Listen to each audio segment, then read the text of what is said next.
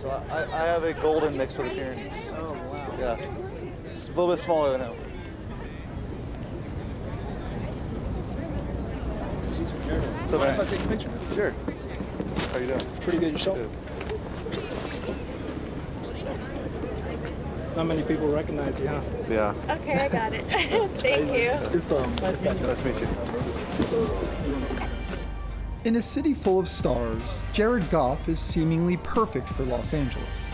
Not for the way he stands out, but rather how he fits in. Where's the paparazzi? Not out here. They don't follow you? They don't care about me, no. Why not? I feel like A lot more important stuff out in LA than me, I promise you that. Goff's celebrity could be on the brink of changing. He's one of the league's bright young stars, running one of its most exciting offenses. Touchdown, LA! Goff to Cup! He has a vibe that's California cool, and an arm that's hotter than the Valley. And Jared Goff has thrown his 5th touchdown pass of the night. It is a life made for the Hollywood spotlight, with a leading man who would have left stars in the eyes of his 10-year-old self. He used to hang out at Cal. He would hang out in the tunnels, and Deshaun Jackson would throw him gloves and any memorabilia he could get, a wristband it's all smelly, you know, he'd bring home. One time he walked me over, and right where we would do our drills, he pointed exactly to the chair that he was sitting in with his parents, and he talked about a game that Aaron Rodgers played in, and you could tell that, that this meant something to him. Goff soon found himself on the other side of the adulation, but not before a rocky start to his career at Cal, which included a 1-11 freshman season. It couldn't have got any worse. It was terrible, and you learn from it, and you grow from it, and a lot of good lessons. It's always been a progression for him. You know, when in there, it was okay. They were 1-11.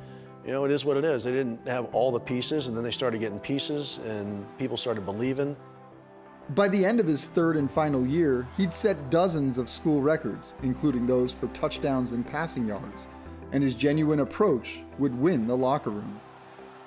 He was the glue that kept everything together. He had that unique ability in the locker room and then on the field to kind of keep together a ship that very easily could have gone awry, but he kept those guys together. I know you've seen this, but I just refresh your memory. So this was the day you were drafted. Yeah. The Los Angeles Rams select Jared. Yeah. So, I mean, that looks fake. That maybe meant more to me than anything. That video right there was like very, very special to me. I think that was my favorite moment about the draft. Watching his teammates' response to that, it was amazing. I think I cried when that happened, but it just showed how much his teammates loved him, and I thought it was so... That was pretty cool. So cool. When Goff reached the NFL in 2016, he was back to square one, back to figuring it out again, and back to admiring football's best, just like he'd always done, this time with a better view.